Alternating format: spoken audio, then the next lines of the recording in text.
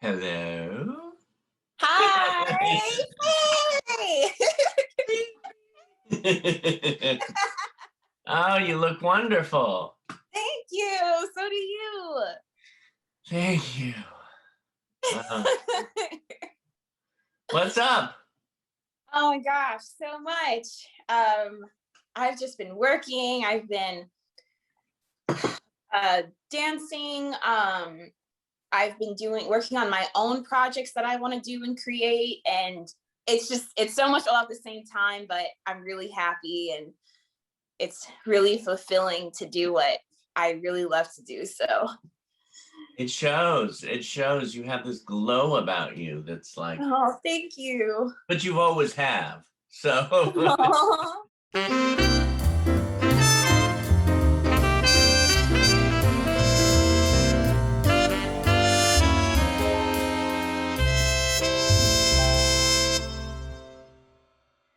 Jozzy, that's who we have today. I love it. She has the sweetest, I don't know, first word was heart, demeanor. You're around this woman and you just feel love.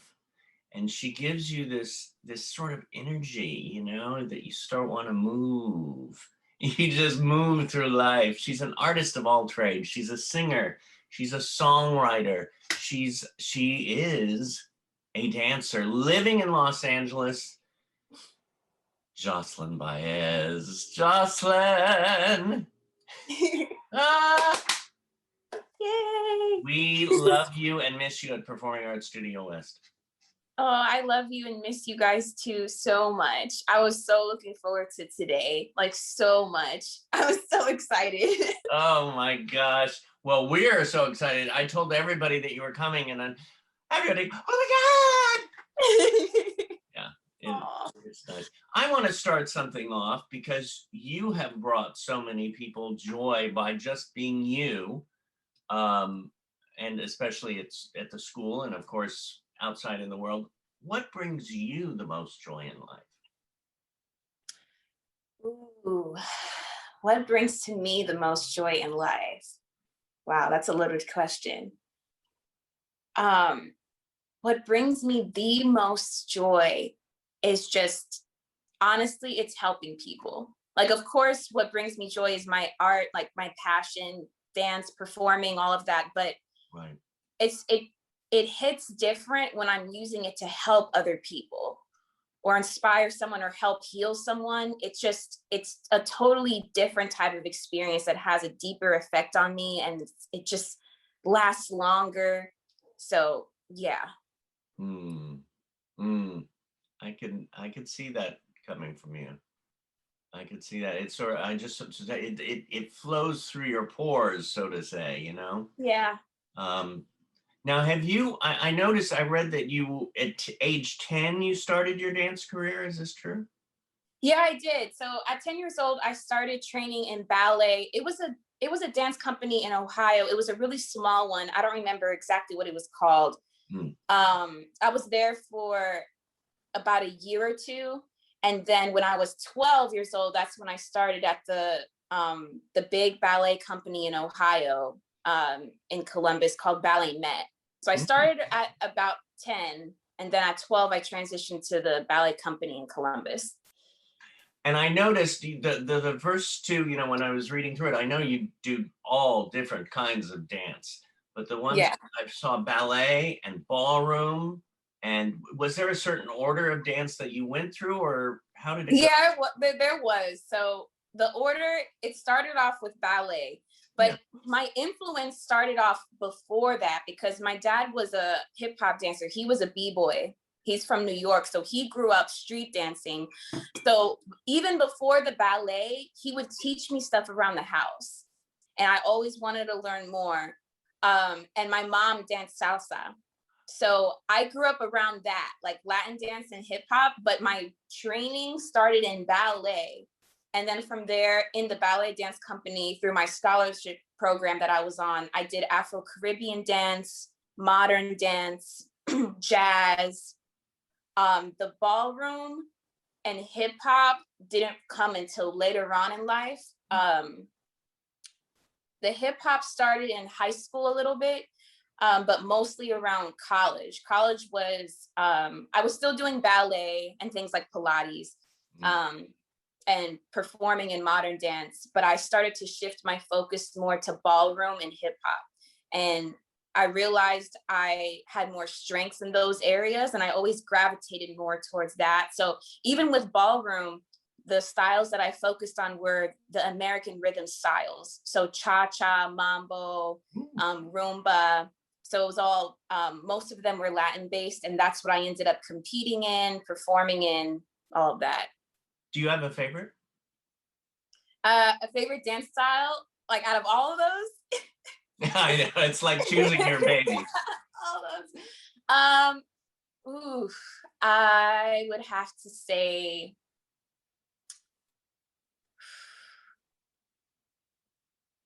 I'd probably have to say salsa.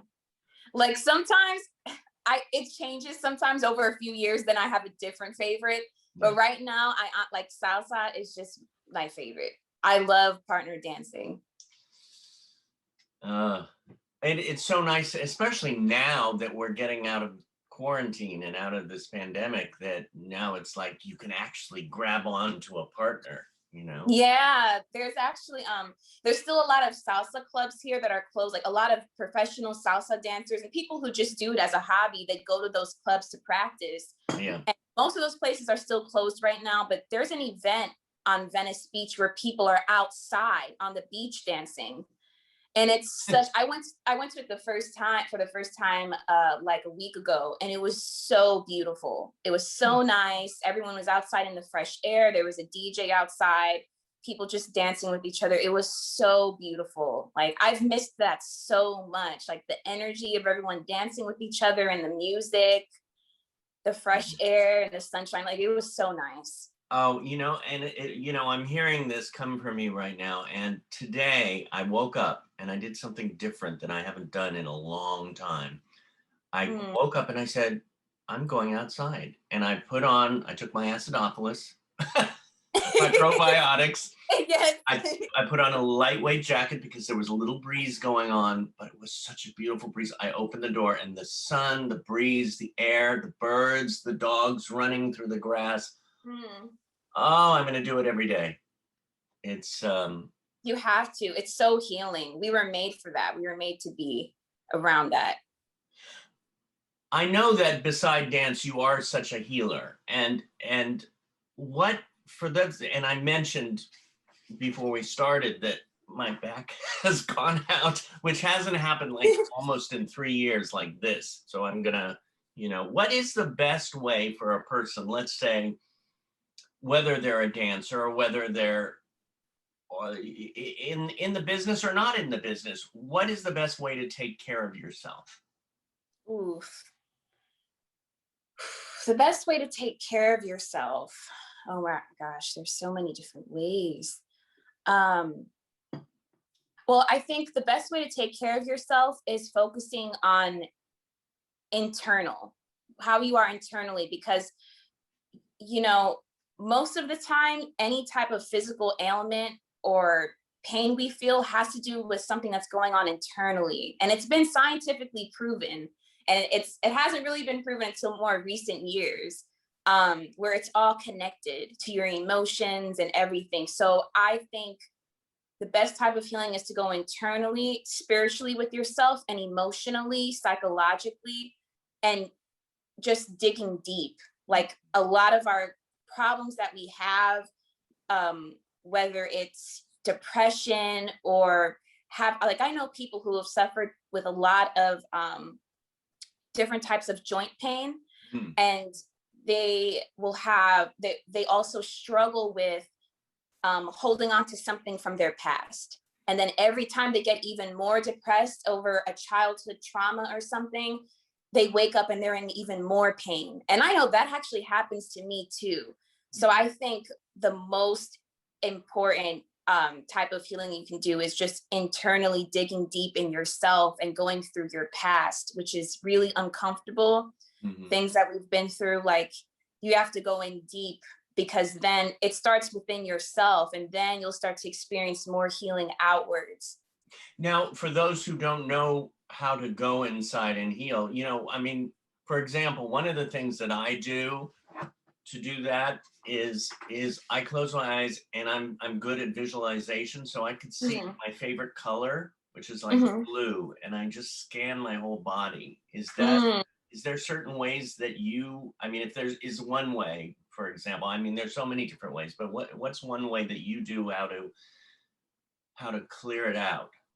Wow, that's a really good one. I actually haven't heard that one before, of imagining a color. And that makes so much sense. That's interesting you said that, because the past 2 days, I've really been thinking about colors for some reason, and how healing colors actually are.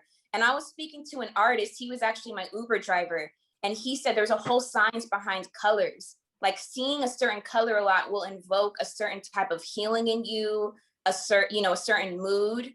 Yeah. And it goes really deep. So that's really cool you said that. I'm probably going to start doing that. Well, and it's so interesting too. And, I just go off what, where the conversation goes, and this, that, and the other, and also the visual. And I see that beautiful pinkish, bright pink color on your shirt. And I think, ooh, it's sort of like, I'll take that in. I'll put that where, right to the back, and just see it pulsating. Yeah.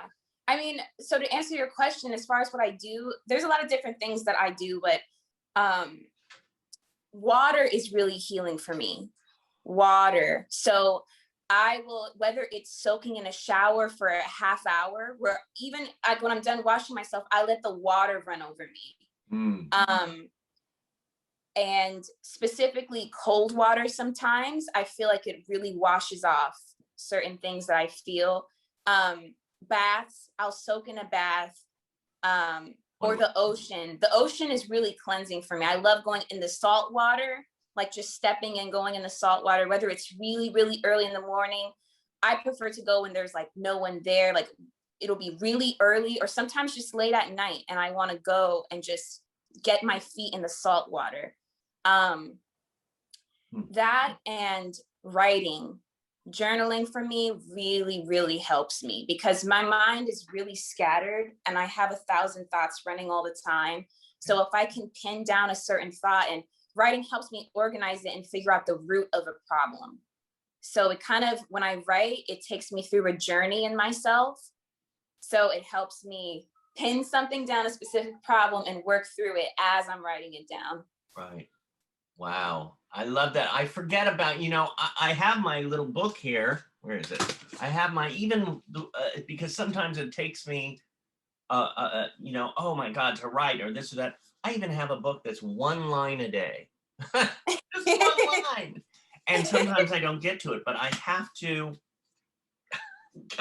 keep it on me or something, because you're thank you for reminding me about that. Yeah, no problem. You choreograph, do you like to dance or create more? I mean, you do it all. I mean, dancing, directing. I mean, what is one of your, God, there's so many questions I had. What is one of your proudest achievements?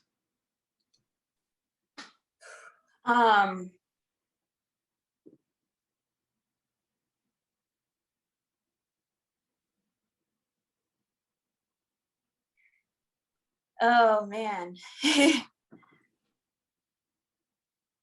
There's a lot. Honestly, I'm getting emotional thinking about it, so I'm like, I'm a really emotional person. So, oh my gosh, my greatest achievement.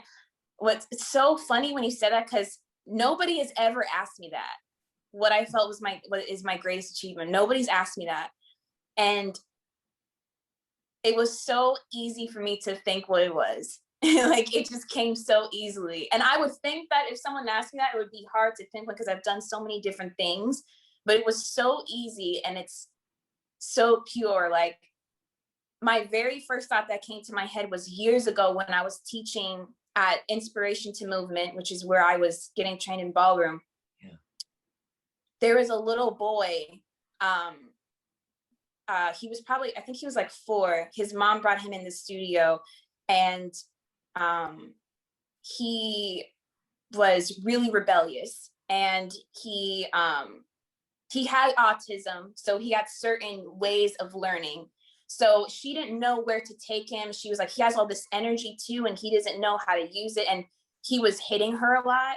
He brought her into the studio, and she was like, I want to get him into dance. And as soon as she came in with him, he was hitting her and stuff. And I was like, oh my gosh, this is my student. And my mentor at the time, she was like, I wanted to give him to you because I feel like, she was like, out of everyone, you would know how to teach him. Wow. And in my mind, I was like, great, thanks. But it turned out like that was the first experience I thought of when I taught him. It was so rewarding. It was way more rewarding than performing or choreographing. And like, just to see him change. Like in my first lesson, he started hitting me. And I told him, I was like, we are not going to do this. So I sat him down and I was like, he didn't want to look me in the eye. And I was like, no, you're going to look me in the eye.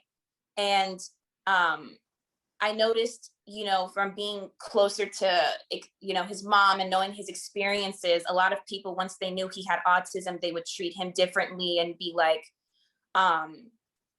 in certain ways, use that as an excuse for him to be like, oh, well, that's why it's okay. He just hits and stuff like that. He's acting out. Nobody understood.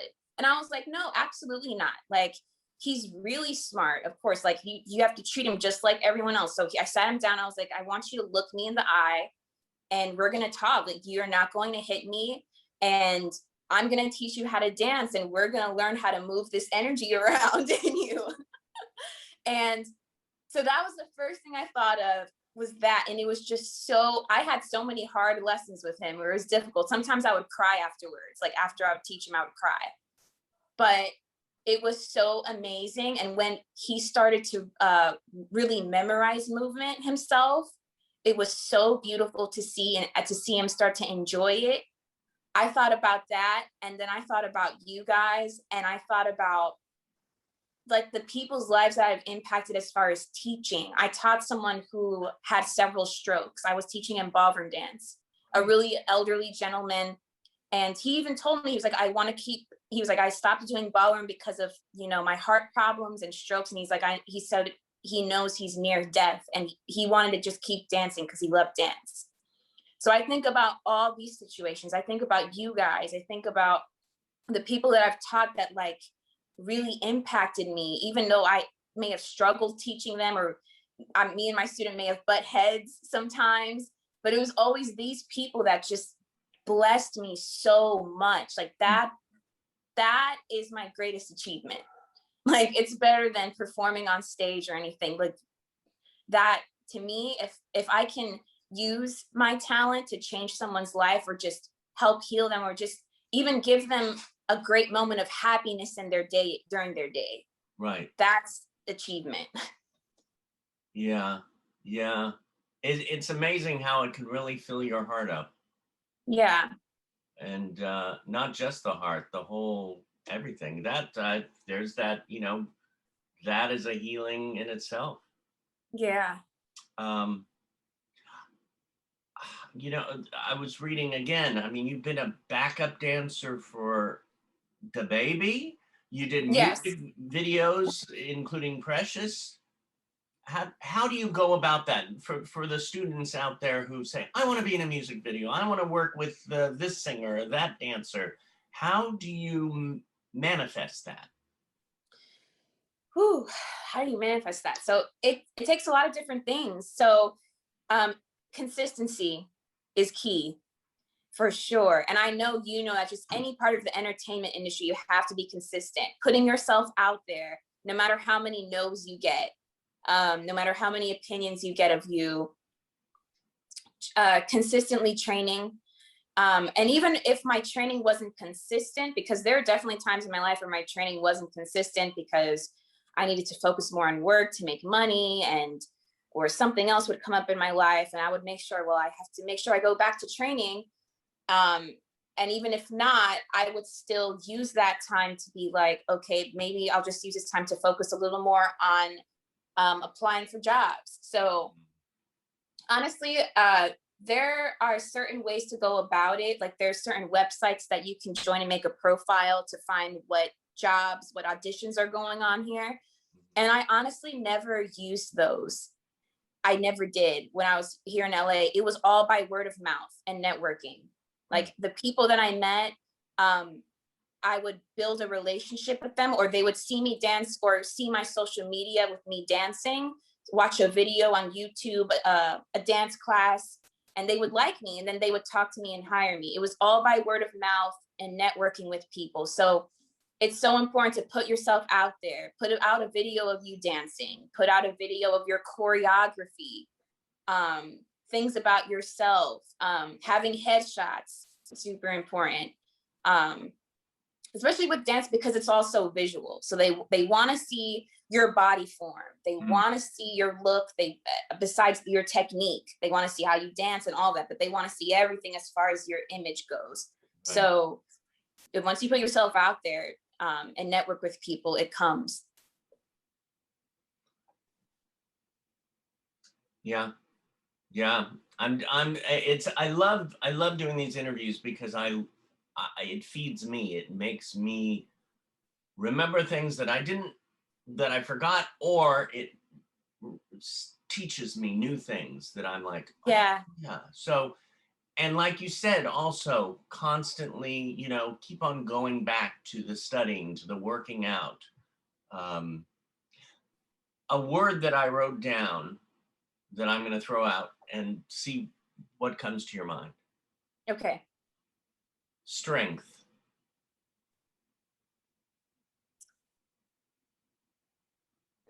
So you want to know what comes to my mind, like an experience, or it could be anything? Anything. Anything? Okay. Oof. What comes to my mind as far as strength? Oh my gosh, so many different things. I would have to say one of my first moments as far as my dance career that took strength was years ago. I was a teenager in Ballet Met, and the directors of the scholarship program and the ballet, the head, I think she was the head of the student ballet department at the time. She met with me and my mom. She set up a meeting. And of course I was nervous. I was like, am I in trouble? We get there. She tells me that I don't have the right body type for ballet. Uh-huh. And she said, we can't let you do point anymore because the way your ankle is formed, you could potentially end up hurting yourself and permanently paralyzing yourself. Really? Yeah. And they said they were so nervous to tell me because they knew I loved dance. And I was like, when I sat there, I was like, to be honest, it doesn't hurt me so much because I knew ballet wasn't my strength anyway. And I didn't love ballet. I liked it, and it was a great foundation. It built a lot of strength in me and discipline, but it wasn't, I never wanted it to be my focus. But even in that moment, even though I didn't really internalize it and feel a certain type of way, I realized later on in my dance career, and as the years went along, those words really affected me. And I started to feel like I'm not good enough. My body type is never going to be good enough. I had a dance teacher tell me, she's like, because of your body type, you're going to have to work harder than everyone else to dance. Do you think those comments hurt or help? From those other teachers or people that you were around you growing up? It hurt more than helped, but there was an element that it helped, if that makes sense. Mm-hmm. It built something in me, a certain layer of my character, because I knew I loved to dance. So when they would say that, it would really hurt me. I would cry, I would have moments whenever I felt any type of failure with dance or in dance class, I would go back to what they said every single time. And I was like, oh, this is the evidence of what they're saying is true. So everything started to go back to that every single time, every single failure. And then I didn't realize how much I, over time, started to let it affect my self-esteem. But at the same time, it built like such a resilience. And it was almost like I started to rebel. I was like, oh, okay, I'm going to try to dance even more now. So it had both sides to it. And then it's interesting because when I started dancing at Inspiration to Movement, when I told my ballet teacher there, she looked at me and she was like, that is such a lie. She was like, they said that because they wanted a certain type. They wanted a really tall, long, skinny, because ballet is like that. You know what I mean? And they didn't care that I wanted to do other styles. They're like, well, she doesn't have the ballet type. So we're going to tell her that, you know, you're not going to be good for this pretty much ever. And she said, what they told you about you not being able to do point was just baloney.